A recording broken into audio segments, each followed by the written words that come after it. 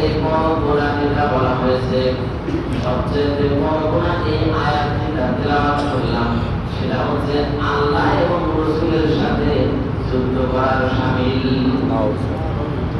সবাই নাউজুবিল্লাহ বলেন। নাউজুবিল্লাহ বলে গুনাহ। আমরা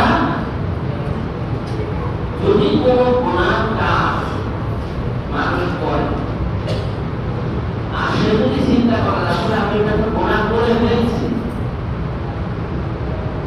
আল্লাহ মানুষকে কি সুযোগ দিয়েছে যে তোমরা একটা সুযোগ খাও, এটা যদি তোমরা একবার না ছাড়তে পারো আস্তে আস্তে করে ছেড়ে যাও, কিন্তু অবশ্যই ছেড়ে দিতে হবে। তো আমরা যে যদি জড়িত থাকি, তাহলে আমাদের মনের ভিতর যদি আমি নামাজ পড়িলে, কিন্তু নামাজ না পড়ে যদি আমি বলি নামাজ পড়ে কি হবে, লাভটা কি, তাহলে কখনই কঠিন থেকে কঠিন কথা কঠিন বললাম, এতে মারাত্মক ভাবে বার্তা হবে। আর যদি সে বলে যে আসলে নামাজ পড়ার দরকার, আমি বলতে পারছি না, এটা আমার দুর্বলতা, এটা আমার আসলে খুবই খারাপ দিক, মানে সে অনুশোচনা করছে, হেদায়েতের মহঙ্গার হচ্ছে। তারা কি বলতে পেরেছে? সে বলছে না যে নামাজ পড়ে কি হবে, নামাজ পড়লে লাভটা কি, সে বলছে আসলে এটা আমি ভুল করতেছি, আমি পড়তে পারতেছি না। তার মানে সে নামাজ পড়ার জন্য আগ্রহী আছে, হেদায়েতের মহঙ্গা আছে, আল্লাহ তাকে হেদায়েত করে দিতে পারে। এখন আপনি চিন্তা করলাম যে সুদ খায়, সুদের সাথে তো জমায় আসি, এতে কথা বলে রাখি, ও বিষয় আমার শুনে দরকার নেই, ওটা আমার চিন্তা ভাবনার দরকার নেই, ও আপনি পাবো, ওটা চলছে চলুন, তাহলে মনে রাখবো যে আপনি এদিকে ফেরা চিন্তা ভাবনা আপনার মাথায় নেই। আর যদি চিন্তা করা হয় যে না, এটা থেকে আমাকে ফিরে আসতে আসলে আমি তো অন্যায় করছি, ভুল করতেছি, এটা থেকে আমাকে ফিরে আসতে হবে, তাহলে আল্লাহ তাআলা আপনাকে ফেরার তৌফিক দান করে দিবেন। সুবহানাল্লাহ। একইভাবে সুদ খাওয়া যেমন হারাম করে দিয়েছেন, নিষেধ করে দিয়েছেন আল্লাহ রাব্বুল আলামিন, আবার কিছুটা অর্ডার করে দিয়েছেন, আদেশ করেছেন এটা তোমরা পালন করবে। একইভাবে পিতামাতার খেদমত করা যদি দুনিয়া এবং আখিরাতে কয়দানে সফল কাম হতে হয়, তাহলে দুনিয়ায় বেঁচে থাকতে হলে পিতামাতার খেদমত করা লাগবে। যেমন সুদ খাওয়া হারাম, এটা থেকে বিরত থাকা ফরজ, বিরত থাকা কি ফরজ। মা বাবার খেদমত করা যেমন ফরজ, মা বাবার খেদমত না করাটাও যেমন হারাম, যেমন কি হারাম। অসংখ্য মানুষ আছে আমরা দুনিয়ায় পিতামাতার খেদমত করতে চাই না, পিতামাতা মনে হয় যেন আমাদের উপরে বোঝা হয়ে পড়েছে, আছে না নাই? আল্লাহ নবী বলেছেন ওয়া জান্নাতুল হুনারুকা, পিতামাতা হচ্ছে তোমার জান্নাত, অথবা তারা হচ্ছে তোমার জাহান্নাম। অন্য হাদিসে আসছে যদি তুমি তাদের একজনকে জীবিত পাও, তাহলে তার খেদমত করে তুমি জান্নাত লাভ করে নাও। আল্লাহ নবী বলেছেন অন্য এক হাদিসে আসছে যেই ব্যক্তি তার পিতামাতাকে জীবিত পাইল অথচ খেদমত করে জান্নাতবাসী হতে পারল না, ওই ব্যক্তি জাহান্নামে যাবে। নাউযুবিল্লাহ। আল্লাহ রাব্বুল আলামিন কোরআনুল কারীমের মধ্যে বলেন ওয়াকাদা রাব্বুকা আল্লা তা'বুদু ইল্লা ইয়্যাহু ওয়া বিল ওয়ালিদাইনি ইহসানা। আল্লাহ রাব্বুল আলামিন বলেন আমার ইবাদতের পরে ওয়াকাদা রাব্বুকা আল্লা তা'বুদু ইল্লা ইয়্যাহু ওয়া বিল ওয়ালিদাইনি ইহসানা। আমার ইবাদতের পরে সর্বপ্রথম তোমাদেরকে যে ওয়াদা করা হলো, তোমাদের যে হুকুম দেওয়া হলো, সেটা হচ্ছে তোমরা তোমাদের পিতামাতার খেদমত করবে, তাদের সঙ্গে ইহসান করবে। কিন্তু আমরা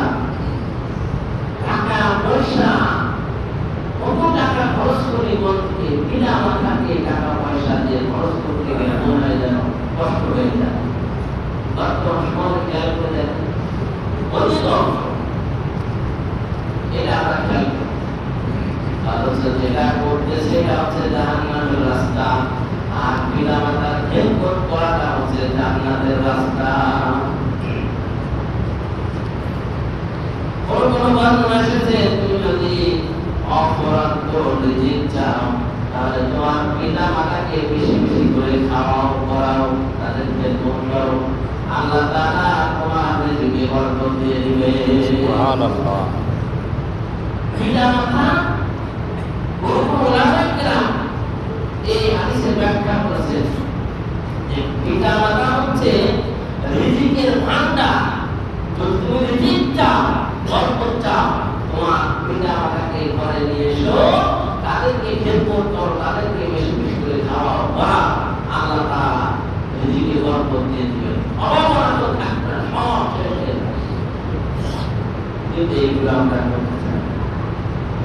একের পর এক সমস্যা হয়ে যাচ্ছে, এইগুলো চিন্তা করি আর পিতা মাতাকে নজরাত পেশ করি, আমি যে তোমাদের দেবো, কত দিয়ে পারবো, আমার এই সমস্যা সেই সমস্যা। অথচ আল্লাহর হুকুম অনুযায়ী, ওয়াদা অনুযায়ী যে তাদেরকে যদি দেওয়া হয় এই সমস্যাগুলোর সমাধান আল্লাহ তাআলা করে দিতে পারে। দিবানা আল্লাহ তাআলা করে দিতে পারে। আমরা সেইটা করি না।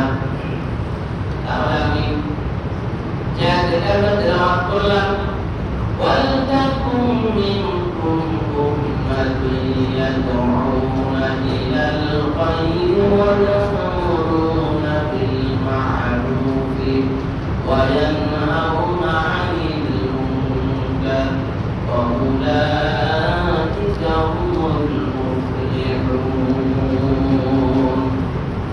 আল্লাহ তাআলা আমাদেরকে অর্ডার দিলেন, তোমাদের ভিতরে এমন একটা লোক থাকবে যারা মানুষকে কল্যাণের দিকে আহ্বান করবে, সৎ কর্মের দিকে আহ্বান করবে, আর মানুষকে সৎ কাজের আদেশ দিবে, অসৎ কাজ থেকে নিষেধ করবে। আর এই কাজগুলোই যারা করবে তারাই হচ্ছে প্রকৃত সফলতা। তাহলে আমাদের ভিতরে এখন যে বিষয়টা আছে সেটা হচ্ছে সৎ কাজের আদেশ। কিছু মানুষ দেয় সৎ কাজের আদেশ, সৎ কাজের আদেশ কথাটা ভালো করে বলবে। আল্লাহর আয়াতে কারিমা আলোকে সৎ কাজের আদেশ কিছু মানুষে দেয়, কিন্তু অসৎ কাজ থেকে নিষেধ করার ব্যাপারে আমার মনে হয় বর্তমানে শতকরা মানে একজন মানুষও পাওয়া যাবে না যে অসৎ কাজ থেকে মানুষকে নিষেধ করবে। এই কথাটা ঠিক না?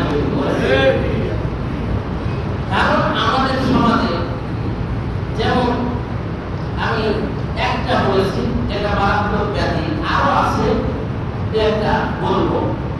এই যে সুদের যে বিষয়টা আমি এখন পর্যন্ত বললাম, সবচেয়ে বড় গুনাহ আল্লাহ এবং তার রাসূলের সাথে যুদ্ধ করা। সবচেয়ে ছোট গুনাহ কি? সবচেয়ে ছোট গুনাহ হচ্ছে আপন মাকে মায়ের সাথে জিনা করা। এই কিছু লোক বলে না, আপনাকে আপনাকে বড় দরকার নেই, আপনার বাড়িতে বলেন নাউযুবিল্লাহ বলা যাবে না। তাহলে যদি সবচেয়ে 70 প্রকার গুনার ভিতরে সবচেয়ে ছোট গুনাহ যদি এই হয়, তাহলে এর পরে পুরো কি হতে পারে চিন্তা করা যায়। এখন আমাদের সমাজে সুদের তো অভাব নাই, চলতেছে রমরমা ব্যবসা। এরপরে আমাদের সমাজে মদ, জুয়া, গাঁজা, ফেন্সিডি এই সমস্ত আছে না নাই? আছে না? এখন আপনারা চিন্তা করবেন, হুজুর মেম্বারের পরে বসে আপনি বলেন, বিপদে পড়েন আপনি বলেন, আমরা কিছু বলতে রাজি না। হুজুর ওইখানে বসে আপনি শুধু বলেন, ওই পর্যন্ত আমরা বলে আমরা কম পারি পারি না। এখন বলেন যে দেখি এই সমস্ত মদ, জুয়া, এই সমস্ত নেশা গাঁজা পেন্সিল যা আছে এইগুলো সমাজের মধ্যে অশান্তি সৃষ্টি হয় কি হয় না? এইগুলো হয়। কিন্তু আমরা এই সমস্ত ব্যাপারে আমরা কি এই অসৎ অন্যায়ের বিরুদ্ধে নিষেধ করার ব্যাপারে বলেন তো যে আমরা মুখে হাতে বলতে পারবো যে আমরা হুজুর প্রতিবাদ করছি বা কঠিনভাবে অন্যায়ের প্রতিবাদ করছি এর বিরুদ্ধে একজনকে আসি আমার বলেন তো যে আসি আমরা এই ব্যাপারে আমরা খুবই উদাসীন কেউ না। তাহলে শুধু আল্লাহ বলছেন যে উলাইকা হুমুল মুফলিহুন, তোমরা সফলকামী হবা। এই দুইটা কাজ, একটা হচ্ছে সৎ কাজের আদেশ আর অসৎ কাজ থেকে নিষেধ করা। এখন আমরা সৎ কাজের আদেশ বা আদেশ তো করি না, অনুরোধ যদিও করি, আদেশ আমরা কেউ করি না। সৎ কাজের আদেশ করি বর্তমানে কেউ ও ঝামেলার ভিতরে নেই। আর যদি আমরা বেকায়দা এখন আমরা একটু বলি তারপর অনুরোধ করতে ভাই আসেন একটু নামাজ পড়েন, যেগুলো সামনে দেখি এটা ছাড়েন, এই কাজটা বাদ দেন, অনুরোধ করতে আদেশ করতে পারেন সৎ কাজের। আর নিষেধের ব্যাপারে আমরা একেবারে নেই।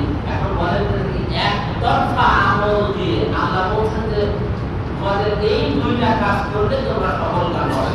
এখন আমাদের একতরফা আমল চলতেছে, শুধু সৎ কাজের যে আদেশ বা নিজেরা একটু করতেছি এই পর্যন্ত সীমাবদ্ধ।